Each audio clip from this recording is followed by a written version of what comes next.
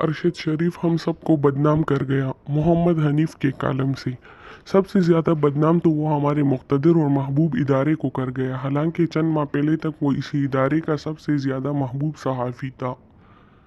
इसके चाहने वालों की तरफ से ये भी कहा गया कि ISPR अरशद शरीफ का दूसरा घर था। होना तो ये चाहिए था कि अरशद शरीफ के घर वाले दूसरे घर वालों के साथ मिलकर अरशद शरीफ के कातिलों को ढूंढ निकालते, लेकिन यहाँ तो दूसरे घर वाले अपनी इज्जत बचाते फिर रहे हैं। जब भी पाकिस्तान में कोई ऐसा खौफनाक वाक़या होता है जिसके मुजरिम नहीं ढूंढे जाते या हम ढूंढना नहीं चाहते, तो कोई ना कोई इदारा उठ कर कह देता है कि यह सब हमें बदनाम करने के लिए कहा जा रहा है। इससे पहले कि हम इन इदारों और लोगों का तस्करा करें जिनको जाते जाते अरशद शरीफ बदनाम कर गया, शहर कराची की सहाफ़त का एक सच्चा वाक़या सुनते चलें। कराची में अल्ताफ़ भाई का राज था। इनकी जमात की बहुत दहशत थी। अगर अल्ताफ़ भाई कहते थे कि आज अखबार नहीं निकलेगा तो वो नहीं निकलता था।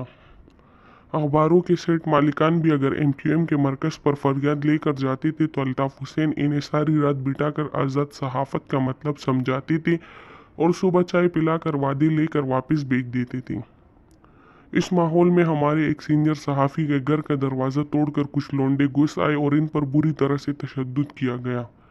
कराची के किसी सहाफ़ी को ज़रा बर भी शक नहीं था कि ये काम किसने किया है, बल्कि MQM के कारकुनान उकुल-ए-आम बताते फिरते थे कि हमारे फला फला साथी ने इस सहाफ़ी के घर में घुसकर इसके खुन्ने खोल दिए। सहाफ़ी तंजीमों ने शोर मचाया तो अल्ताफ़ हुसैन ने इन्हें आज़ादी सहाफ़त पर एक और लेक्चर देने के लिए प्रेस कॉन्फ्रेंस बुलाई। हमारे ज़ख्मी सहाफ़ी भी सर पर पट्टी बांधे प्रेस कॉन्फ्रेंस में पहुंच गए। अल्ताफ़ हुसैन ने इनकी तरफ इशारा करके फरमाया, साहब आपकी वजह से हमारी बहुत रुसवाई हो रही है। हमारे ज़ख्मी सहाफ़ी ने अपने सर पर बंदी पट्टी की तरफ इशारा करके बताया, आपकी तो सिर्फ रुसवाई हुई है, सर तो मेरा पटा है। अरशद शरीफ के कत्ल के बाद भी मुक़्तदर हलकों को बदनामी का इतना अंदेशा था कि मुल्क की तारीख में पहली मरतबा ISI के सरबराह को बराह रास्त सहाफ़ियों से खिताब करना पड़ा, जिसमें दस्तावेजी सबूत देकर बताया गया है कि ये काम हमने नहीं किया। बैन सुतूर पैगाम ये था, अगर हम जानते तो क्या वो मुल्क से जा सकता था। मुझे तो यही समझ आती है कि हमें बताया जा रहा है या डराया जा रहा है कि अगर हमने करना होता तो हमारे पास और भी बहुत से तरीक़े हैं।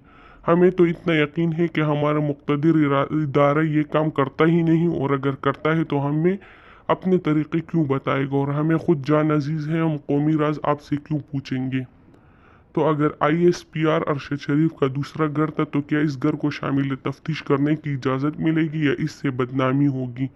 इस बदनामी से बचने के लिए मुक़्तदर इदारे ने एक तीसरे घर की तरफ इशारा कर दिया, यानी अरशद शरीफ का इदारा ARY और इसके मालिक सलमान इकबाल। कुछ महीने पहले तक सलमान इकबाल का मीडिया की दुनिया में इतना दबदबा था, हम तो इन्हें कोई छोटा मोटा जर्नल ही समझते थे और ARY चैनल को ISPR का पहला घर। अब बदनाम ISPR वाले हों या सलमान इकबाल साहब, दोनों जिंदा सलामत है, जान से कौन गया। इस बदनामी में सिविलियन हुकूमत का भी हिस्सा बनता है। अरशद शरीफ के खिलाफ दर्जन भर से ज़्यादा केस रजिस्टर हुए हैं। ताने तो सिविलियन हुकूमत के मातहत ही होते हैं। तो अगर मरकज़ी और सूबाई हुकूमतों की मर्ज़ी के बगैर कोई अरशद शरीफ के खिलाफ मुकदमे दर्ज करवा रहा था तो क्या आपको सिर्फ बैरूनी मुल्क जाकर कर्जे मांगने के लिए रखा हुआ है। सबसे ज़्यादा रुसवाई लेकिन हमारी सहाफ़ी बरादरी की हुई। बंदा भी हमारा मारा गया और हम इस काबिल भी नहीं कि इसके कातिल के घर तक पहुंच सके। कमेटी पर कमेटी बैठेगी और हम इसकी रिपोर्टें छापेंगे, तज्जिए करेंगे, मातम करेंगे, काली पट्टियाँ बांधेंगे, कभी कभी छोटा मोटा एहतजाज भी करेंगे। लेकिन हम में से कहीं अंदर ही अंदर ये भी सोचेंगे कि देखे ना, अरशद शरीफ भी तो सहाफ़त छोड़कर जिहाद पर निकल पड़ा था, या फिर इस तरह तो होता है इस तरह के कामों में। तो बाकी इदारे अपनी बदनामी का बंदोबस्त खुद करें। मेरा ख्याल है मेरी सहाफ़ी बरादरी की बदनामी इस वक्त तक ज़ोर व शोर से जारी रहनी चाहिए जब तक हम रियासत को मजबूर ना करें कि हमारा बंदा मारा गया है, कातिल ढूंढ कर दो, चाहे वो दूसरे घर में हो या 10वें घर में।